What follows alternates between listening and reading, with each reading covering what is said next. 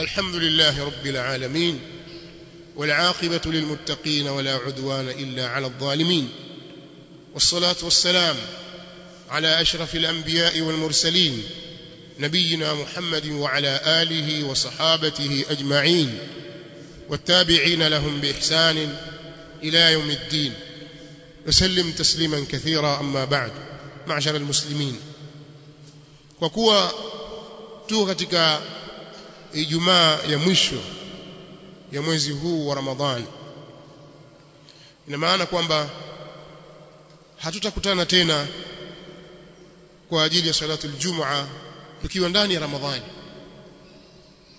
Tutakutana na swala za al-Jum'a nyingine, Jumu'at zitakazokuja, lakini tutakuwa tuko nje ya Ramadhani. Mwezi wa Ramadhani unapofikia mwisho kule, kwenye khitamu yake, mwisho wake kule, kuna mambo mengi ya kisheria ambayo tunatakiwa tuyajue. Kwa hiyo itakuwa hii ni kama fursa kwetu ya kuelimishana, kwa sababu kuna zakatul fitri na kuna swala ya Eid. Haya ni mambo yamewekwa katika sheria.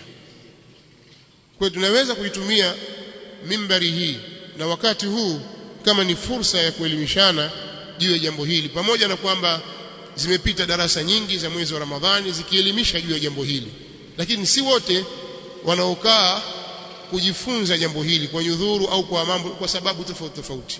Wengine wakiwa na udhuru zinazokubalika, na wengine ni tabia yao ya kupenda kupuuza. Kwa kuwa wajibu wetu sisi ni kuelimishana na kufikishiana ujumbe, basi tunatumia fursa kama hizi. Kuna suala la zakatul fitri. Mtume sallallahu alayhi wa alihi wasallam ametufundisha sisi watu wafuasi wake kwamba tunapomaliza Ramadhani tutoe zaka kwa ajili ya kufungua.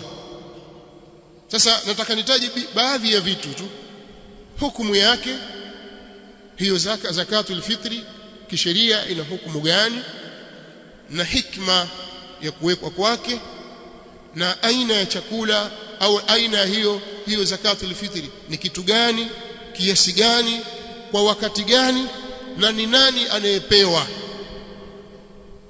Vitu hivi kama vitano hivi au zaidi kidogo.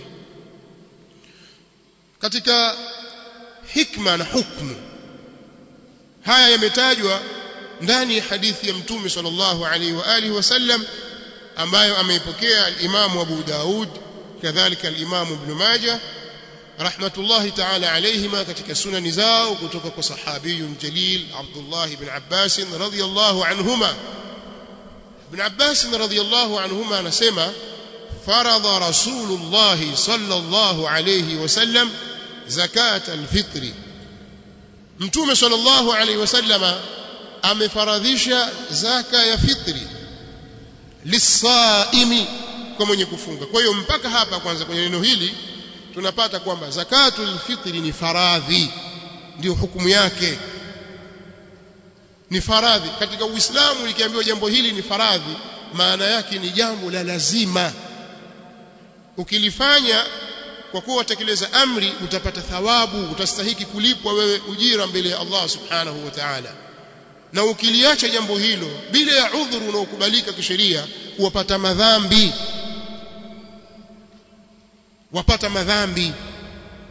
Kwa hiyo Mtume sallallahu alaihi wasallam amefaradhisha zaka ya fitri, si jambo la khiari kwa mwenye kufunga.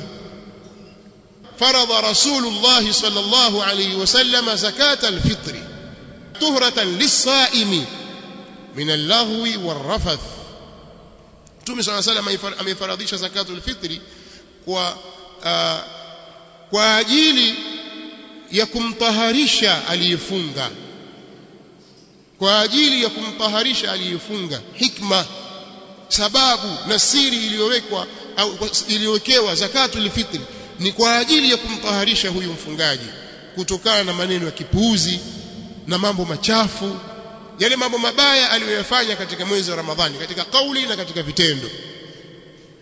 Kwa hiyo ukitoa zakatul fitri inakuwa ni sababu ya kujitaharisha wewe.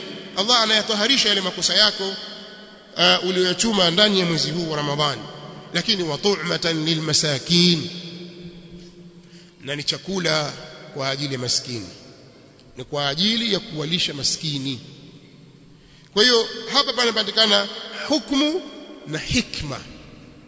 Hukumu yake ni faradhi, na hikma au tunaweza kusema siri iliyomo ndani yake ni kumtakasa mfungaji, lakini vile vile kumlisha maskini wa Kiislamu ile siku ya Eid. Wakati Mtume sallallahu alaihi wasallam katika hadithi hii akasema, faman addaha qabla as-salah, basi atakayetoa zakatul fitri kabla ya swala ya Eid, fa hiya zakatun maqbula, hiyo itakuwa ni zaka yenye kukubaliwa.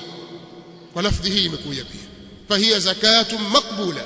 Waman addaha ba'da as-salah, na atakayetoa zakatul fitri baada ya swala ya Eid, fa hiya sadaqatun min as-sadaqat, hiyo sadaka tu miongoni mwa sadaka.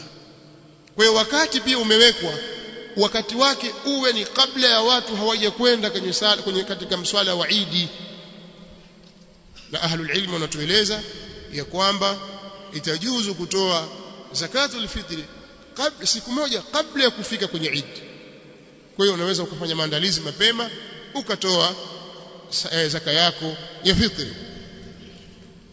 Aina ya chakula au aina ya hicho chenye kutolewa katika zakatul fitri na kiasi chake, haya yamekuja katika hadithi aliyopokea al-Imam al-Bukhari rahimahullahu ta'ala kwa lafdhi hili kutoka kwa Abdullah ibn Umar radhiyallahu ta'ala anhuma, naye pia amesema faradha Rasulullah sallallahu alayhi wasallam zakat al-fitri min Ramadan, Mtume sallallahu alayhi wasallam ameifaradhisha zakatul fitri kwa ajili ya Ramadhani, sa'an min tamrin, pishi moja ya tende, au sa'an min sha'irin, au pishi moja ya sha'ir. Sasa sahaba Abu Sa'id al-Khudri radhiyallahu ta'ala anhu anaelezea kwa nini chatolewa chakula hiki. Anasema, wa kunna nukhriju yawm al-fitri في عهد النبي صلى الله عليه وسلم صاعا من طعام، وكان طعامنا الشعير والزبيب والأقط والتمر، أخرجه البخاري رحمه الله. tulikuwa sisi katika wakati enzi za Mtume sallallahu alaihi wasallam tulikuwa tunatoa zakatul fitri, chakula chetu kwa wakati ule kilikuwa imetakuwa ni shairi au ni zabibu au ni maziwa ya unga au tende. Hivi ndivyo ndio vyakula vyetu sisi. Kwenye hadithi hii wanawachuoni wakatoa maelezo na wakatoa fiqhi ndani yake ya kwamba zakatul fitri yatakiwa itolewe kwa chakula cha watu wa mji ule katika siku ya Eid. Siku ya Eid kwenye mji wenu mwala nini? Basi kitolewe hiki chakula wapewe wenye kustahiki. Kwa hiyo aina ya chenye kutolewa katika zakatul fitri ni chakula, kiasi ni saa. Saa ni kiasi gani? Ni 480 mithqal, ni mithqal 480 ambazo ni sawa sawa na gramu 2040, sawa sawa na gramu 2040. Gramu 2040 kwa ufupi ni kama kusema ni kilo 2 na gramu 40. Sasa mara nyingi watu hawatumii kupima gramu hivi katika vyakula, ndio watu wanaambia kilo 2 na robo. Kwa hiyo utakiwa utoe kiasi cha wastani wa kilo 2 na robo hivi katika chakula kinacholiwa siku ya Eid katika mji wako. Na humu mwetu watu mara nyingi hutumia ngano, wengine michele, ngano katika nyakati za asubuhi, mchele kwa wakati wa mchana, watu hula wali, wakati pilau. Kwa aina tofauti mchele ukapikwa, lakini mchele unatumika. Kwa hiyo hivi vitu ndivyo ambavyo vinatakiwa vitolewe zaka juu yake.